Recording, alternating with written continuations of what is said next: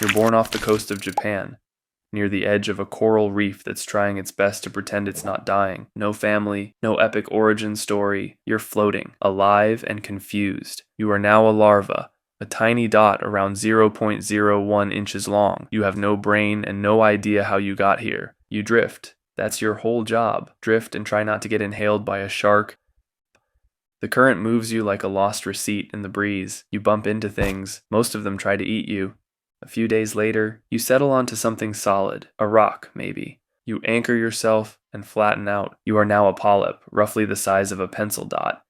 You look like a soggy skin tag trying to file taxes. No one feeds you. No one visits. You have zero ambitions and too many limbs. Out of boredom, or maybe spite, you start cloning yourself. You are now 1 week old. There's a dozen of you now. Welcome to the worst group project in marine history. Eventually, one of you mutates. It balloons at the top, pulses once, lifts off. You are now a medusa. A full-blown jellyfish, about 0.2 inches wide, barely big enough to be noticed, but finally jellyfish-shaped. Your body is soft, see-through, and wobbly, like anxiety, given form. You float into the open ocean, powered by a wiggle and a prayer. You eat plankton. Occasionally something dumber and slower than you. You're now 2 months old. A fish sees you, opens its mouth. You drift into it like a noodle in soup. But just before it can finish the job, your body panics. You don't die, your cells scatter, some dissolve, but a few slip away, drifting, unnoticed. They land nearby, on a coral shard. You are now a polyp again. Here's the catch. If you're fully consumed, the cycle ends. You are Turritopsis dohrnii, the immortal jellyfish. Immortality is just failing to die in a loop. You are now 6 months old. Again, you float, eat, repeat. A nearby sea slug watches, probably judging you. You are now 3 years old. You've been reborn 11 times. Once from a Coke can, once from a lab Petri dish. You don't remember any of it. You just know the current feels familiar. You are now 6 years old. A jellyfish flirts with you. Or maybe challenges you. Hard to tell. You bonk heads, spin once, and drift in opposite directions. Romantic. You are now 25. A plankton bloom surrounds you. You feast. It's the best meal you've had in decades. You grow slightly larger, 0.3 inches, practically massive. You feel strong, powerful. Then a current pushes you into a fishing net. Dozens of jellyfish. Everyone's panicking. You don't. You liquefy. You are now 0. You are now 50. The ocean is warmer, louder, sadder.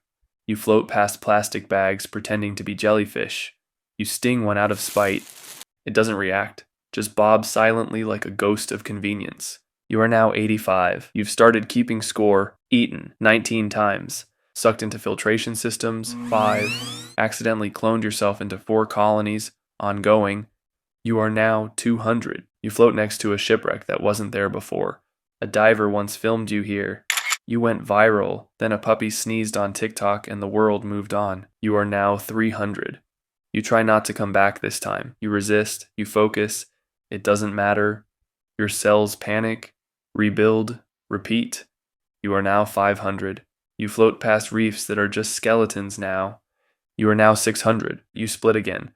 One of your clones is weird. You are now 700. You meet another immortal jellyfish. You again? They pulse. You float together for hours. Then they vanish. You are now 780. Predators ignore you. Even sharks have standards. You are now 800. You forget how to form your bell properly. You look like an umbrella with stage fright. You are now 900. A baby jellyfish asks, "Aren't you the one that lives forever?" You pause, then say, "No, I just never figured out how to stop." They drift away. You are now 999. You become a polyp again, but this time your cells hesitate. They flicker. They pause. You pulse once, then again. Then you don't. You are not dead. You are not alive. You are something in between. For the first time in centuries, you don't regenerate. The ocean forgets you. You don't mind. You spawn into the world wedged in a rocky crevice 60 feet below the surface, off the coast of Sulawesi, Indonesia. Here, where the reef is jagged, the currents are cruel, and the vibes are hostile. You pop out of a gelatinous egg sac, surrounded by the quiet hum of darkness and the faint taste of iron in the water. You are not alone. Hundreds of your siblings, equally slimy and confused, spill out alongside you, and almost immediately, the culling begins. Shrimp, gobies, even your own siblings start eating each other before they figure out how to swim straight.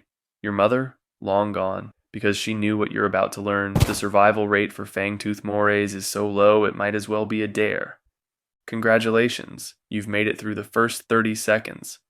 You're now the size of a shoelace and full of pure, unprocessed murder instinct. You are a fangtooth moray eel. You've got the body of a burnt pool noodle, the temperament of a bouncer with a toothache, and a set of teeth that look like they were designed by an angry glassblower, long, curved, and facing backwards. And if that wasn't horrifying enough, surprise, you have a second set of jaws hidden in your throat. They're called pharyngeal jaws. When you bite something, these inner jaws shoot forward, grab the prey all over again, and drag it deeper into your esophagus. This isn't a feeding mechanism, it's a possession. You are now 3 months old. You've slithered your way into a permanent hiding spot beneath a ledge, just wide enough for your body but tight enough to feel like a hug from death itself. Your days are spent staring at the same crack, just waiting for anything dumb enough to pass by. Your diet? Fish, crabs, other morays sometimes. And when prey does arrive, you lunge, you shoot from your rock like a muscular jump scare, clamp your teeth into flesh, and hold. It thrashes. You don't care. Your pharyngeal jaws extend, clamp again, double bite. You don't chew, you don't blink, you don't even savor.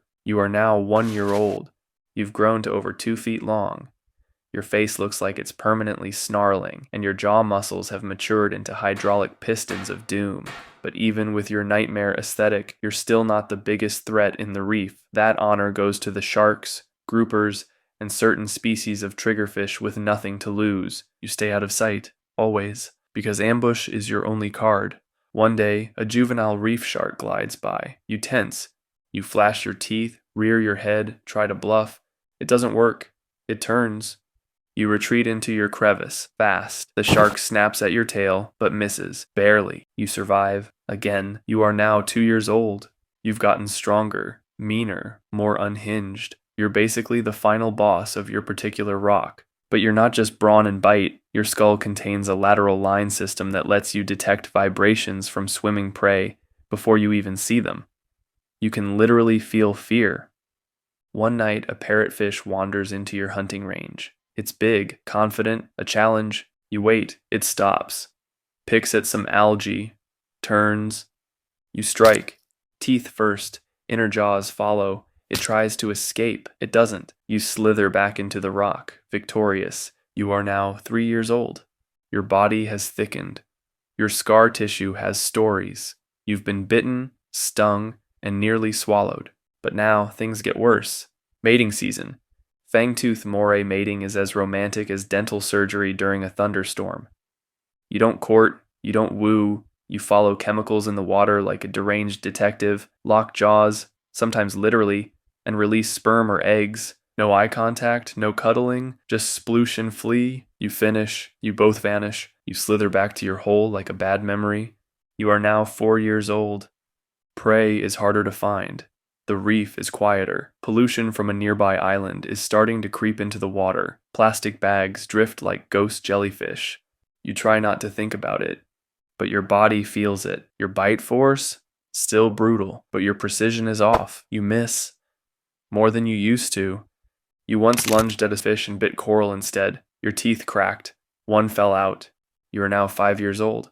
You're an old eel. In moray years, this is basically retirement, except there's no pension, just pain. Your joints creak, your teeth don't set right, the pharyngeal jaws misfire sometimes. Your favorite hiding spot has been overtaken by a younger moray. You tried to fight him, lost. You roam now, unanchored. You are now 6 years old. You haven't eaten in a week. Your body is sluggish. You find your original crevice, the one where you were born. It's empty now. You slide inside. It still fits. Barely. You rest. You flash your teeth one last time, just in case, and fade. No ceremony. No final meal. Just stillness. You spawn into the world in a shallow reef off the coast of Australia. Somewhere here. You pop out of a tiny, clear egg glued to the side of a rock. The water is calm. Everything around you smells like salt and mucus. You are not alone, not even close. Your mother laid hundreds, maybe thousands, of eggs. She didn't stick around to teach you the ways of the ocean or what to do with your 8 arms and built-in jet propulsion. She didn't even wait to see which of you hatched first, because she knew most of you wouldn't make it. The ocean is hungry, and you, along with all your siblings, are easy snacks. Reef fish, crabs, even your own brothers and sisters could be your end. That's why your mom laid so many eggs, not out of love, out of math. You are now the size of a fingernail. You are a cuttlefish, or cuttling. You are mostly head, 8 arms, 2 longer tentacles, and eyes so advanced they can spot threats from 2 miles away in every direction. You blink, sort of. You don't have eyelids, so your pupils shift into creepy little W shapes. It's how you focus. It makes you look like you're always scheming. You scan the reef. You see one of your siblings drifting like a leaf, until snap, a crab. No trial, no chase. You panic. Your skin explodes into motion. Your pigment cells flash a sand pattern, then seaweed. Your skin texture changes too. Soft flesh, now dimpled and ridged like a rock. You vanish. The crab skitters away. You wait, then pounce. A shrimp disappears into your mouth. Congratulations. You've committed your first murder. You are now 1 week old. You are a shapeshifter, a liar. You flash strobing lights across your body, not for fun, to hypnotize prey. You try to chill near some seaweed, a grouper shows up, you inflate your mantle, jet backward, spray ink. It's mostly mucus and panic, but it works. You are now 3 months old. You've grown to the size of a human hand. You no longer flee. You hunt with flair. Black and white waves ripple down your body. Crabs freeze, hypnotized. You lash out. Tentacles shoot from your face faster than thought. The crab never stood a chance.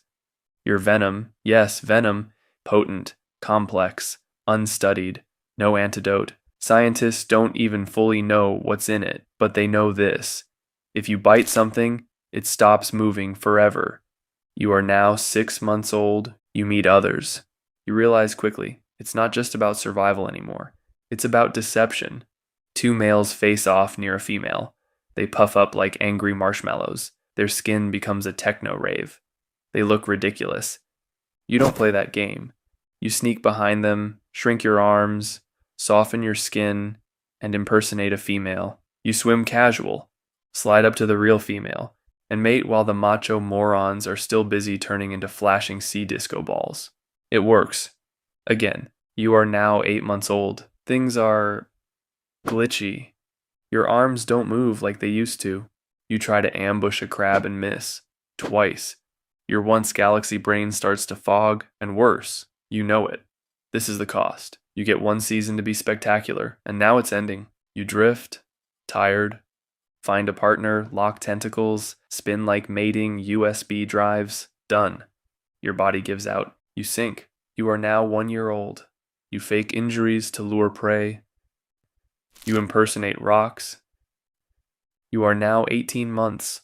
Something feels off again. You hunt less, sleep more. A turtle swims by. You don't move.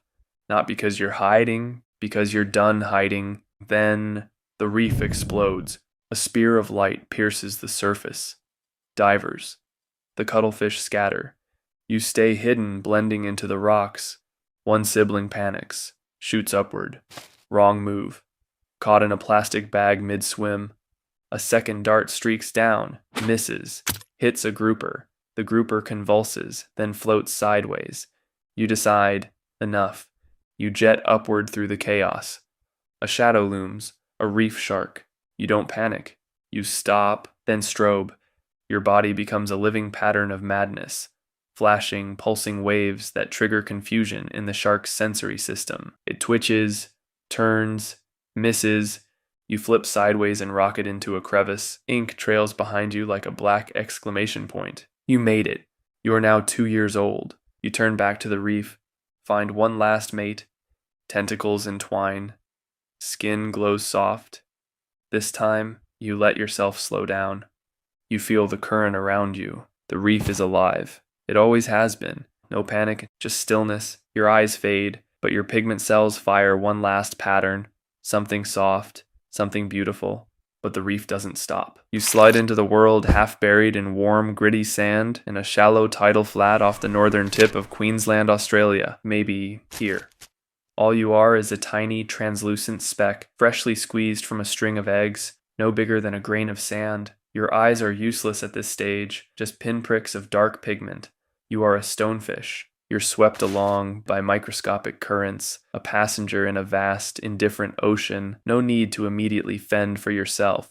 Then you bump into some patch of algae, a tiny forest in the miniature world of the plankton. Instinct tells you to hold on. You grip with a sticky patch on your head, clinging desperately as the current tries to tear you away. This is your first anchor, your first taste of stillness. You stay there for days, then weeks, growing just a fraction of a millimeter at a time, slowly, painstakingly. You don't move, you don't hunt, you just exist, waiting for the ocean to finish building you. Skip forward a few weeks, and something changes. Your body darkens, mottling into shades of brown and green. Your skin thickens, roughening into a crust. This is your new home, a field of broken coral and rocky debris.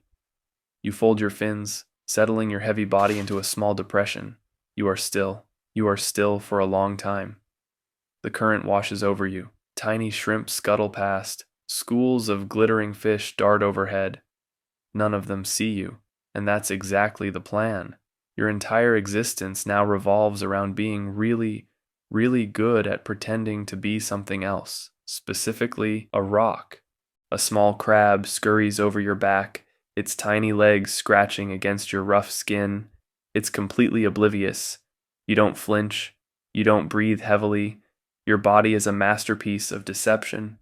Your skin is covered in wart-like bumps and folds, perfectly mimicking the texture of the rocks around you. Algae grows on your back, completing the disguise. You are literally part of the landscape, and you'll stay that way for hours. You don't have a swim bladder, that internal gas-filled sac that lets most fish float effortlessly. Your body is too dense, too heavy. You are built to sink. Eventually, something passes close. A small goby hovers inches from your head, nibbling at the algae on a nearby stone. It's looking for a meal. It doesn't realize it is a meal. You don't move a muscle. Your eyes, now small and beady, track its every twitch, but your body remains locked in place. The goby drifts closer, inspecting a particularly lush patch of green just beside your hidden gill plate. It's perfect. You strike. It's a sudden, violent eruption from the seafloor. Your massive mouth, lined with rows of needle-sharp teeth, unhinges and shoots forward, creating a vacuum that sucks the unsuspecting fish into your gullet in less than 15 milliseconds. It's the fastest strike of any vertebrate on Earth. The goby vanishes. Poor guy probably didn't even see it coming. You fall back, a splash of sand settling around your body as you return to your motionless state. The world around you barely registers the disruption, another rock on the seafloor. You stay still, digesting, waiting for the next unfortunate soul. Skip forward a few years. You're bigger now, a foot long, maybe more. You've mastered the art of the ambush, a master of patience. But patience can be a double-edged sword. One day you feel a shadow fall over you, not the gentle drift of a passing fish, but a large, dark, insistent presence. It lands with a soft thud. Your body stiffens, instinctively preparing for the worst. You have a defense. Along your dorsal fin are 13 sharp, needle-like spines, each connected to a venom gland. They're usually hidden, folded flat against your back, but they're always ready. A heavy weight pressing down on your back. It smells of something alien. You don't move. You can't. The pressure shifts. Then, searing pain explodes through your body. The spines have deployed, forcing the venom into whatever is on your back. The foot jerks away instantly. You feel a frantic thrashing in the water above you, a muffled scream. The presence vanishes as quickly as it arrived. You lie still, your spines retracting, the venom glands refilling. The pain in your back fades, but a dull ache remains. You didn't ask for that. You didn't want that, but in the shallow waters, your perfect camouflage is also your greatest danger. Humans, with their clumsy feet and curious hands, are everywhere, and they never see you until it's too late, for them mostly. A few months later, the feeling starts. It's a dull pressure, a gradual tightening around your middle. You're not sure what it is at first. You don't understand illness. You don't understand age. You just know your movements, already slow, become even more sluggish. The striking power you once possessed feels weaker. You still manage to catch prey, but it takes more effort, more time. You're slowly turning into an even more convincing rock. You also feel alone. You've never had a real social life. You've never bonded with other stonefish. You were born and raised for solitary ambush. The reef feels emptier, probably just means more room for you though. Then it comes. The ground beneath you trembles. The water around you swirls with silt. You can't see it, but you can feel the pressure changing. The currents becoming unpredictable. It's a net, not a hook, but a massive, indiscriminate wall of mesh sweeping across the seafloor, scooping up everything in its path. You deploy your spines, but it's useless. The mesh is too fine, too strong. It scrapes against your rough skin, lifts you from your resting place. You twist, your body thrashing, but you're just one more lump of rock caught in a vast, overwhelming drag. The water gets brighter, then blinding. You break the surface. The air is cold and alien, burning your gills. You lie there, among other creatures, all terrified. You don't survive it. You spawn into existence 3 inches deep in the warm, squishy mud of a mangrove swamp in northern Madagascar. Somewhere here. You crack free from a translucent egg glued to a root. You squirm into the muck, which smells like old batteries and bad decisions. The taste? A medley of copper, rot, and existential dread. You are a bloodworm. You're a half-transparent shoelace with anxiety issues. The mud around you churns with life. And by life, we mean things that want to eat you, or worse, are your siblings. Hundreds of glassy red larvae flail blindly in every direction. One bites you. Welcome to Bloodworm Kindergarten. Survive recess or get eaten by your desk partner. You're less than a centimeter long, basically a sentient red thread with hemoglobin that makes you glow like a fleshy glow stick for predators. You're visible, vulnerable. You try to dig, but the mud slices back. Razor clam fragments, crushed snail shells, microplastic. You're a baby worm in a garbage disposal full of knives. Every inch is a tetanus flashback. Mom, gone. Dad, unknown. Family, actively trying to eat you. Home, this hellish sediment where you inhale mud and exhale trauma. You burrow deeper into the oxygen-starved zone where nothing with a spine wants to live. You survive by sucking dissolved gunk out of the sediment and praying nothing notices. Weeks pass, you molt, then molt again.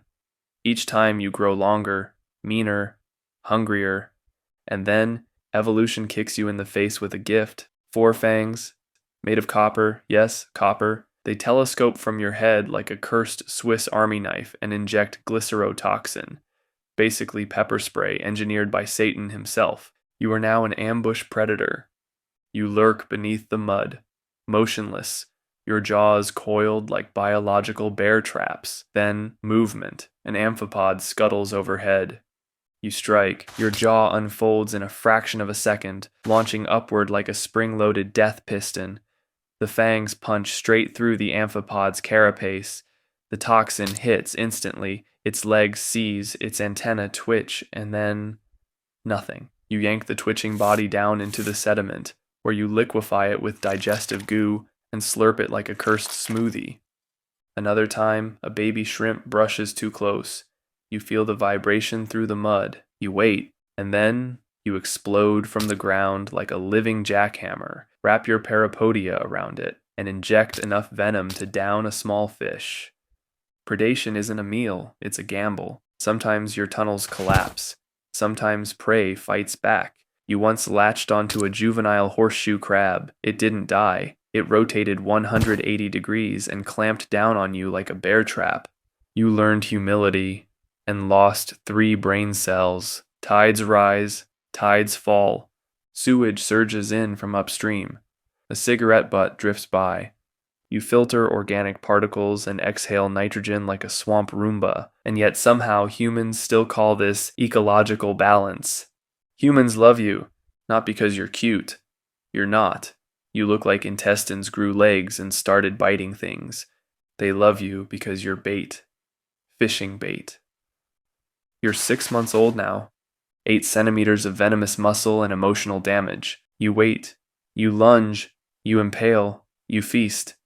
You are the mugger of the mud flat, but monsters still lurk. Green crabs bulldoze through your neighborhood like drunk tanks. Flounders hoover the mud like Roombas of doom. You dig deeper, you survive, until the full moon rises. At 18 months, something changes. Your body swells. Your brain scrambles. You stop eating. Your skin turns paper thin. Your eyes balloon like stress balls. Welcome to epitoke, reproduction mode. Your gut liquefies, your muscles spasm, your body starts screaming, "Go," without permission. And so, you rise. Thousands of you erupt from the muck like a red tide of desperation. Moonlight catches your swollen, frantic forms as fish rise to the buffet. You don't care. You shoot forward through the water like a meat torpedo, trailing milky clouds of sperm and regret. You did it. You reproduced. And now, you dissolve. Your jaws sag, your body softens, your muscles twitch and fail. A flounder rises beneath you. You feel the vacuum of its mouth a split second before darkness. You are gone. Somewhere below, a new clutch of bloodworm eggs glows faintly in the sediment. You slide into the world in cold, dark water off the coast of the Pacific Northwest, and the very first thing you do is float. Orca calves are born in the water and are initially black and peachy orange due to a thin layer of blubber, which allows their blood vessels to show through. Your mother nudges you to the surface so you can take your first breath. You suck in air like someone who just woke up 5 minutes late for a final exam. You are 6 feet long, over 300 pounds, and somehow still fragile enough to die if you roll the wrong way. You are now 1 month old. The ocean around you is vast and echoey. You hear clicks and whistles, but you don't know what they mean yet. You don't even know what you are. But instinct tells you one thing. Stay close to the massive black and white torpedo next to you. That's your mom. She's exhausted. She just gave birth to a 300-pound torpedo and hasn't slept in days. And now she'll spend the next year and a half making sure you don't get eaten, drowned, or wander off trying to headbutt a boat. You try to nurse, but swimming and aiming your mouth at the moving milk fountain is like trying to drink from a hose on a roller coaster. You miss a lot. Your main hobbies are being in the way, screaming when you lose sight of your mom for 0.2 seconds, occasionally pooping while spinning in circles. You're basically a floating squeaky potato. With teeth, you are now 6 months old. Predators are watching. Sharks, bigger orcas, and sometimes humans with nets. No one explains what nets are, just that they're bad and will probably ruin your day. Sometimes your pod runs into another group of orcas. Your family changes directions, becomes quieter. You sense tension. You don't know this yet, but orca pods don't always get along. You're not allowed to wander far. If you try, your mom herds you back like a nervous babysitter trying not to lose her job. You mimic sounds, blow bubbles, and chase fish that are way too fast for you. You are now 1 year old. You're now hanging out with other calves. Think kindergarten. But everyone is 500 pounds, emotionally unstable, and has no concept of personal space. Games include tail slaps to the face, stealing fish from each other, practicing echolocation by screaming into rocks. You also learn how to mimic the sounds of adults, which is cool until you accidentally imitate a mating call and confuse the entire pod. You start to understand hunting. You see older orcas coordinating attacks on seals, flipping them into the air like horrible fishy volleyballs. One day, one of the younger calves stops moving. You don't know why, but the pod swims slower, closer. Your mother becomes quiet. The body floats for a while, then sinks. Some nights, the older orcas sing. It's haunting and beautiful and makes the water vibrate in your bones. You don't know the meaning of the songs, but they feel ancient. You are now 3 years old. You're not a calf anymore. You're an apprentice of death. You and your pod spot a terrified seal on a floating chunk of ice. The strategy? Swim in formation, generate a wave, and knock the seal into the water, like synchronized murder ballet. You learn how to echolocate fish. You learn that survival is not just about strength. It's about teamwork, and you learn to love the hunt. You are now 10 years old, and the orca society is complex. You belong to a matriarchal pod. Your mom's in charge. Grandma's the real boss. She remembers everything, every coastline, every salmon route. You have a dialect unique to your pod. Other pods sound weird. You know this because you tried calling out to one once, and they replied like you just insulted their ancestors. You are now 20 years old. The ocean got loud. Boats, sonar, oil rigs. The peace of the deep is shattered by constant engine buzz and underwater screaming that makes your teeth hurt. You dive deeper to escape the noise. It follows you. You try to rest. You can't. You watch your food disappear. Water's warm. Nothing smells the same. Your pod gets thinner, not in number, in shape. Everyone's hungry. You pass places where there used to be fish. Now there's just plastic. One day your cousin surfaces near a boat and doesn't come back. The water turns red. You dive and keep diving. You're okay, but you're not the same. You are now 60 years old. Your teeth are worn. Your swim is slow. Your world is quieter, not because it got better, but because your hearing is going. You forget things. Which coast has the salmon? Which sound means danger? One morning you slip away from the pod. Not far. Just far enough. You dive deep. Deeper than usual. The water is cold again, like it was when you were born. There's no dramatic music. No farewell ceremony. Just bubbles and silence. The pod doesn't stop. They keep swimming. Because that's what orcas do. And somewhere behind them, in that quiet place below the waves, you stop.